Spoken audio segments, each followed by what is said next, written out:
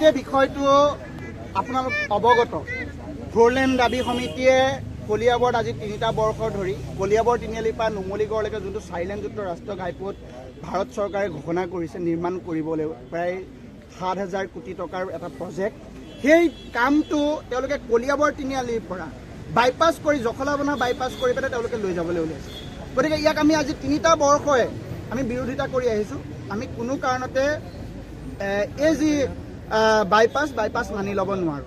আৰু আপোনালোকে গম পাইছে সিদিনা কলিয়াবৰলৈ অসমৰ মুখ্যমন্ত্ৰীগৰাকী আহিছিল, আহি প্ৰায় গোটেই বিষয়টো কলিয়াবৰৰ স্থানীয় বিধায়কগৰাকীক তেওঁ দায়িত্ব অৰ্পণ কৰি গৈছে। আৰু আৰম্ভণি পৰ্যায়ৰ পৰা পাব্লিক হিয়াৰিং হোৱাৰ দিনৰ পৰা প্ৰায় 22 জুন 2023 চন আছিল নেকি, সেই তাৰিখটো যেতিয়া পাব্লিক হিয়াৰিং হৈছিলে সেই তেতিয়াই কলিয়াবৰ বিধায়কগৰাকীয়ে স্থিতি স্পষ্ট কৰিছিল যে কলিয়াবৰ ৰাইজৰ লগত আমি আছোঁ। মানে তাৰ ফলত এই কলিয়াবৰ ৰাজচক্ৰ বিষয়া কাৰ্যালয়ৰ কিছুমান মানুহে গৈ পেলাই বিষয়াই গৈ পিনে সেই যোনটো বাইপাছ তাত তেওঁলোকে জৰীপৰ কাম আৰম্ভ কৰিছে, বেংক একাউণ্টলৈকে লৈছে।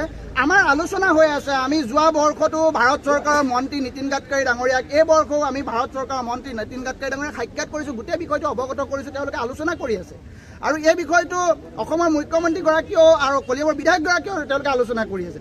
তাৰ ফলত এই চক্ৰ বিষয়াসকলে গৈ চক্ৰ বিষয়া কাৰ্যালয়ৰ কিছু বিষয়াই গৈ কি কাৰণে জৰীপ কামখিনি চলাই আছে, কাক সন্তুষ্ট কৰিবলৈ কাম কৰি আছে, ইয়াত আমাৰ প্ৰশ্ন আছে। গতিকে তেওঁলোকৰ যি স্থিতি, এই স্থিতি স্পষ্ট কৰিব লাগিব আজি। ইয়াত কোনো কাৰণতে মানি লোৱা নহ'ব বাইপাছ কৰি লোৱাৰ সিদ্ধান্ত, ইয়াত কোনো কাৰণ। আৰু বাইপাছটোৰ নাম দিছে পদুশ্ৰী বাইপাছ।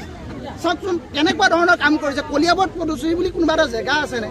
পদুশ্ৰী নাম দি পিনে কলিয়াবৰ ৰাইজৰ চকুত ধূলি দি পিনে তেওঁলোকে বাইপাছ কৰি নিবলৈ ওলাইছে, এই জখলাবনা চহৰখন ধ্বংস কৰিবলৈ ওলাইছে। আপোনালোকে আটাইতকৈ ডাঙৰ বিপদটো হ'ব কলিয়াবৰৰ। আপোনালোকে চাওক কলিয়াবৰত হাতী মানুহৰ সংঘাত কেনেধৰণে হৈছে, যোৱা 2টা বৰ্ষত বাঘে কেনেধৰণে কলিয়াবৰত আতংকৰ সৃষ্টি কৰিছে, এই কথা বতৰাবিলাক আমি আমাৰ দৃষ্টিগোচৰ হৈ যাব, অসমৰ প্ৰত্যেক জেগাৰ মানুহে জানে। গতিকে তাৰ পিছতো বুজি পোৱা নাই কিয় এই ৰাস্তাটো যদি কেনেবাকৈ অচল হৈ যায়, কলিয়াবৰৰ সুৰক্ষা কৱচ স্বৰূপ এই নতুন পুৰণা 37 নং ৰাষ্ট্ৰীয় ঘাইপথটো যদি কেনেবাকৈ অচল হৈ পৰে, তেনেহ'লে কলিয়াবৰ ৰাইজ কেনেধৰণৰ আতংকৰ সৃষ্টি হ'ব আপোনালোকে ভাবি চাওকচোন।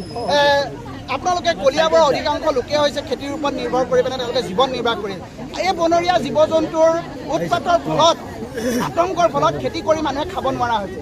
এই কথা বতৰাবিলাক কিয় বুজি পোৱা নাই? এচি ৰুমত বহি তেওঁলোকে কি আলোচনা কৰি আছে, কেনেধৰণৰ কি স্বাৰ্থৰ কাৰণে তেওঁলোকে বাইপাছ কৰি নিবলৈ ওলাইছে, এই কথাক আমি ধিক্কাৰ আৰু গৰিহণা জনাইছোঁ। কোনো কাৰণতে বাইপাছ কৰি নিবলৈ দিয়া নহ'ব। জখলাবনা চহৰৰ মাজেদিয়ে 4 লেনযুক্ত ৰাষ্ট্ৰীয় ঘাইপথ নিব লাগিব। এই কথা আমি দাবী, আজি 3টা বৰ্ষ আমি দাবী কৰি আহিছোঁ। আমাৰ দাবী ন্যায্য দাবী।